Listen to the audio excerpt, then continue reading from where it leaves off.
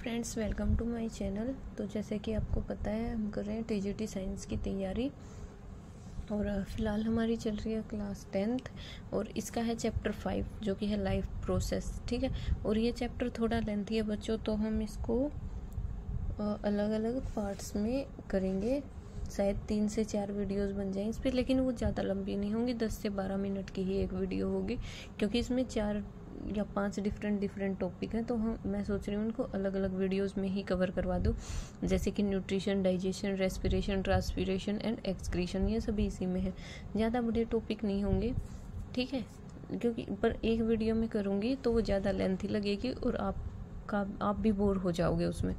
और किसी बच्चे को नोट्स चाहिए तो वो इस नंबर पर मैसेज कर सकता है व्हाट्सएप पे। तो चलिए शुरू करते हैं। फर्स्टली हम लाइफ प्रोसेस कर रहे हैं चैप्टर। तो लाइफ प्रोसेस होती क्या है? जो भी हम फंक्शन परफॉर्म करते हैं ना, जो भी लिविंग बीइंग है, चाहे वो प्लांट्स हो, चाहे वो एनिमल्स हो, या कोई अदर ऑर्गेनिज्म हो जो कि लिविंग है, वो जो भी फंक्शन परफॉर्म करता है which help them to survive, अपने सर्वाइवल के लिए और अपनी सेल्फ को मेंटेन करने के लिए, उसे बोलते हैं लाइफ प्रोसेस।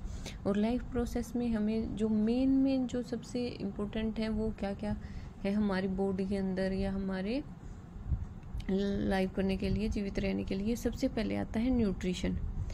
न्यूट्रिशन होता क्या है? जो भी फूड हम लेते हैं ना, process of taking food by living organism. किस लिए लेते हैं हम फूड? अपनी ग्रोथ के लिए, अपने मेंटेनेंस के लिए, अपने सर्वाइवल के लिए, उसे बोलते हैं nutrition. Process of taking food by living organism for growth, maintenance and survival.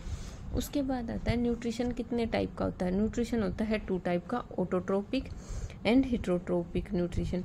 तो देखो, ये हमने इनकी जो नॉर्मल डेफिनेशन है ऑटोट्रोपिक हेटेरोट्रोपिक की, वो हमने क्लास 9 के डाइवर्सिटी वाले चैप्टर में भी की थी कि कुछ ऑर्गेनिज्म ऑटोट्रोपिक होते हैं, कुछ हेटेरोट्रोपिक होते हैं।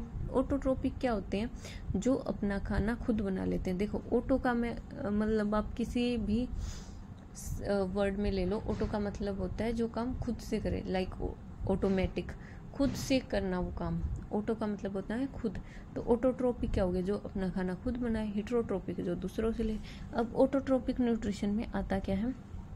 देखो, अभी बताया ना, खुद से बनाते हैं, सेल्फ न्यूट्रिशन, खुद को खुद न्यूट्रिशन प्रोवाइड करते हैं।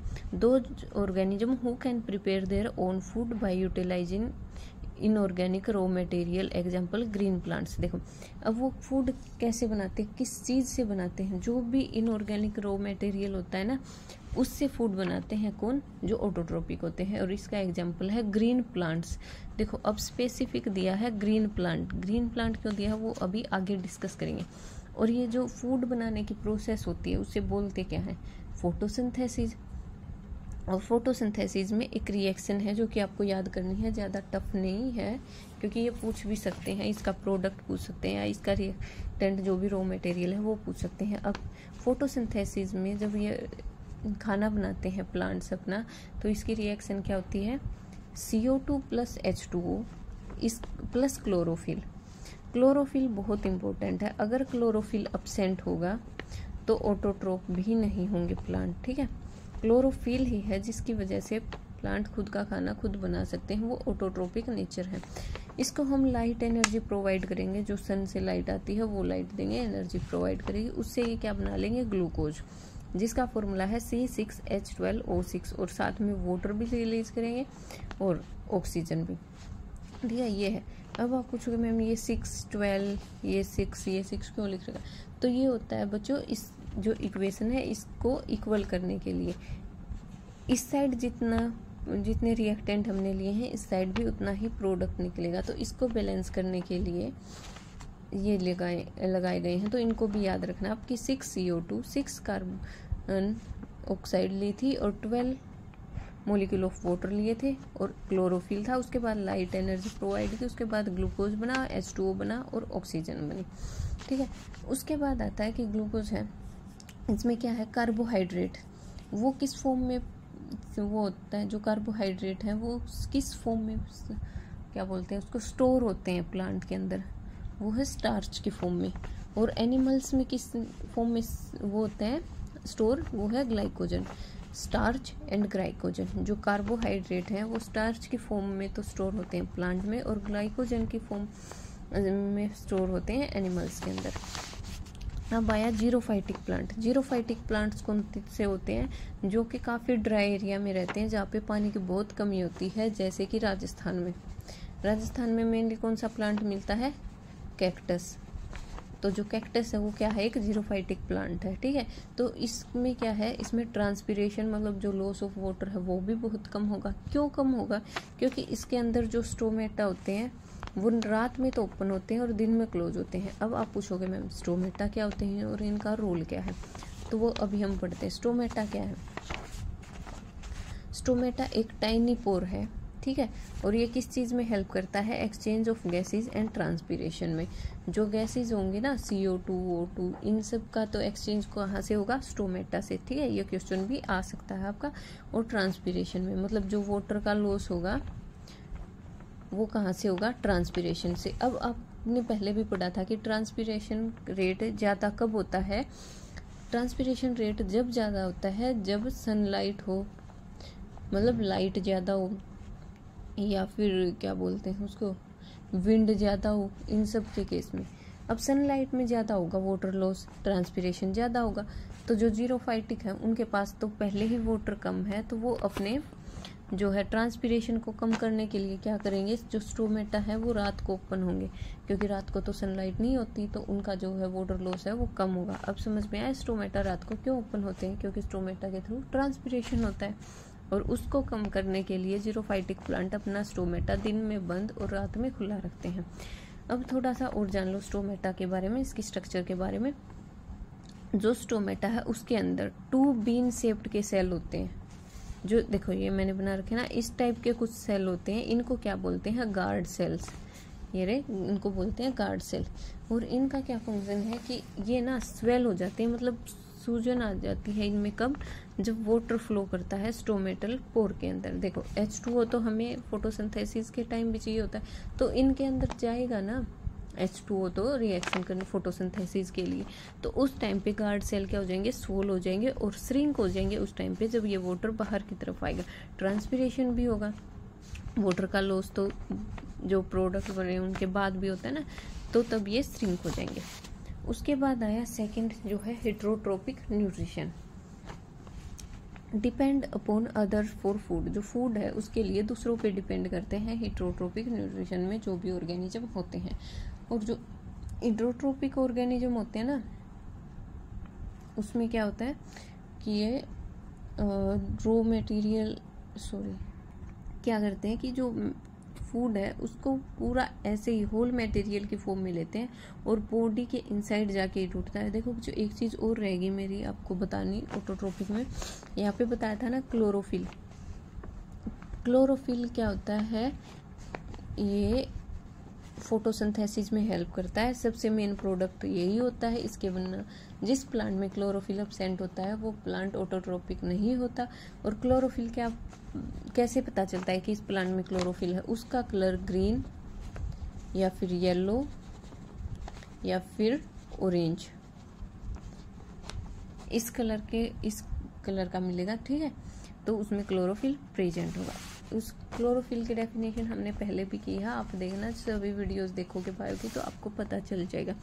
उसके बाद आता है देखो हेट्रोट्रोपिक का हमने क्या कर लिया था कि फूड के लिए दूसरों पे डिपेंड होते हैं, होल मटेरियल के फॉर्म में फूड को इनटेक करते हैं और बॉडी के इनसाइड ही उसको तोड़ते हैं, ठीक है। जैसे अपना ये एग्जांपल ले लो कि हम होल फूड लेते हैं और वो डाइजेस्ट कहाँ होता है? हमारी बॉडी के अंदर ही तो ब्रेक डाउन होता है, माउथ से ही शुरू हो जाता है, ठीक है। उसके बाद पूरा लास्ट लार्ज इंटेस्टाइन तक चलता है। उसके बाद हेट्रोट्रोपिक न्यूट्रिशन के भी टाइप हैं 3, जो कि हैं sporophytic nutrition, parasitic nutrition and holozoic nutrition.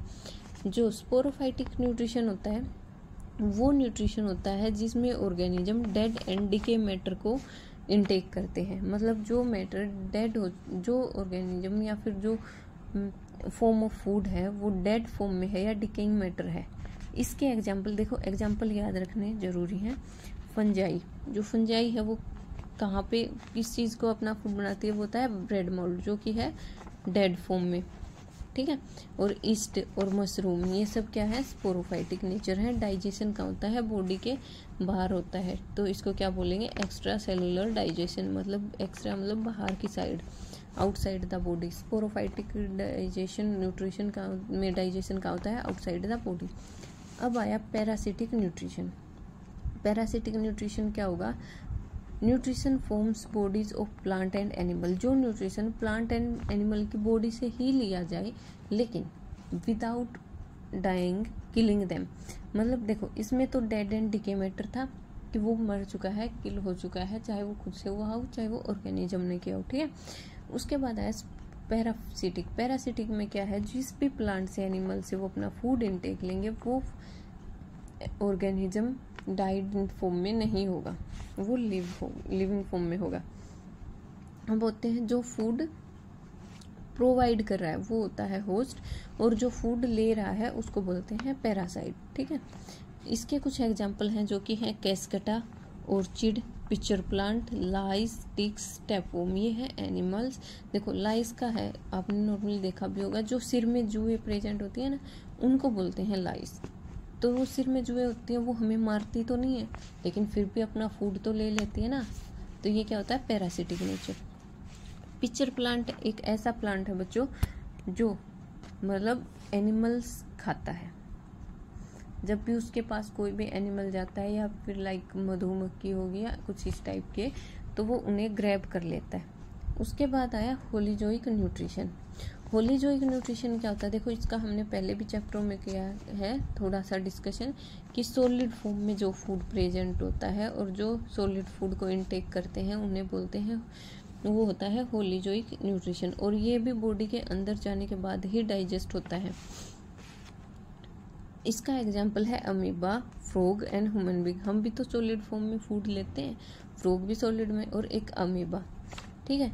Amoeba क्या करता है कि उसकी टेम्परेरी फिंगर लाइक, देखो नॉर्मली अमीबा की स्ट्रक्चर ये होती है, तो जब इसको फूड इनटेक करना होता है, फूड लेना होता है, तो ये थोड़ा सा अपनी बॉडी को इस तरीके से कर लेता है। यहाँ पे जगह बनी, उसके बाद थोड़ा और ऐसे हो जाएगा, ये यहाँ पे आया फूड, उसके बाद ये पूरा इस तरीके से मिल जाएगा, तो फूड इसकी बॉडी में चला गया, ठीक है।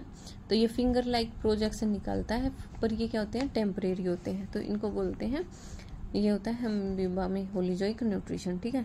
और जो सलाइवा एंजाइम है, जो सलाइवा वो कौन सा एंजाइम रिलीज करता है, सलाइवरी अमाइलेज, सलाइवरी अमाइलेज। तो ये था बच्चों आपका न्यूट्रिशन का पार्ट, इसको अच्छे से कर लेना, और कल हम करेंगे डाइजेशन। थैंक यू बच्चों, प्लीज़ सपोर्ट करना, सब्सक्राइब करना चैनल को और शेयर करना मत भूलना। Thank you.